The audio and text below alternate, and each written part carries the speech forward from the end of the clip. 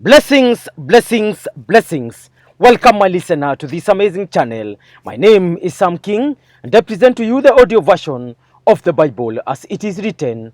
Kindly let us subscribe and share with our friends as we celebrate the good news of our Lord Jesus Christ. And today we will look into the book of 2 Samuel, chapter number 16, and I read. When David had gone a short distance beyond the summit, there was Ziba, the steward of Mephibosheth, waiting to meet him. He had a string of donkeys, saddled and loaded with 200 loaves of bread, 100 cakes of raisins, 100 cakes of figs, and a skin of wine.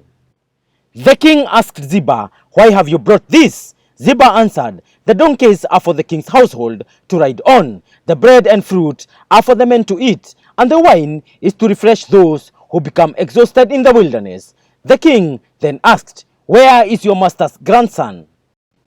Ziba said to him, "He is staying in Jerusalem because he thinks, 'Today the Israelites will restore to me my grandfather's kingdom.'" Then the king said to Ziba, "All that belonged to Mephibosheth is now yours." "I humbly bow," Ziba said. "May I find favor in your eyes, my lord, the king."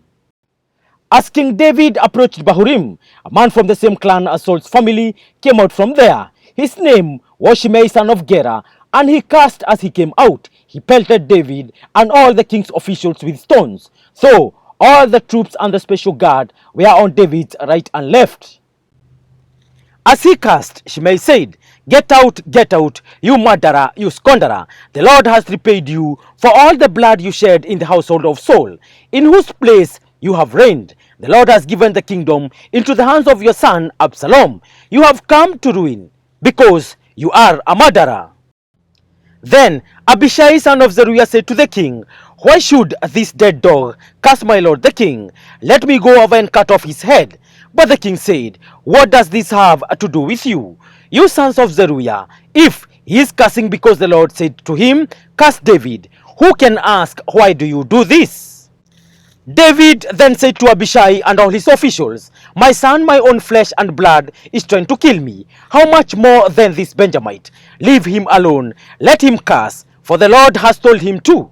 It may be that the Lord will look upon my misery and restore to me his covenant blessing instead of his curse today." So David and his men continued along the road, while Shimei was going along the hillside opposite him, cursing as he went and throwing stones at him and showering him with dirt.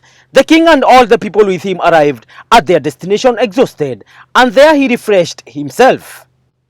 Meanwhile, Absalom and all the men of Israel came to Jerusalem, and Ahithophel was with him. Then Hushai the Archite, David's confidant, went to Absalom and said to him, "Long live the king! Long live the king!" Absalom said to Hushai, "So this is the love you show your friend? If he's your friend, why didn't you go with him?"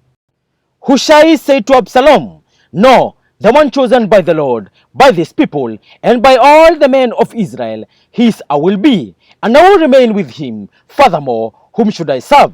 Should I not serve the son, just as I served your father? So I will serve you." Absalom said to Ahithophel, "Give us your advice. What should we do?" Ahithophel answered, "Sleep with your father's concubines whom he left to take care of the palace. Then all Israel will hear that you have made yourself obnoxious to your father, and the hands of everyone with you will be more resolute." So they pitched a tent for Absalom on the roof, and he slept with his father's concubines in the sight of all Israel. Now, in those days the advice Ahithophel gave was like that of one who inquires of God. That was how both David and Absalom regarded all of Ahithophel's advice. Thank you, listener. That marks the end of today's presentation. Kindly let us remember to subscribe, and as I sign out in style. Peace.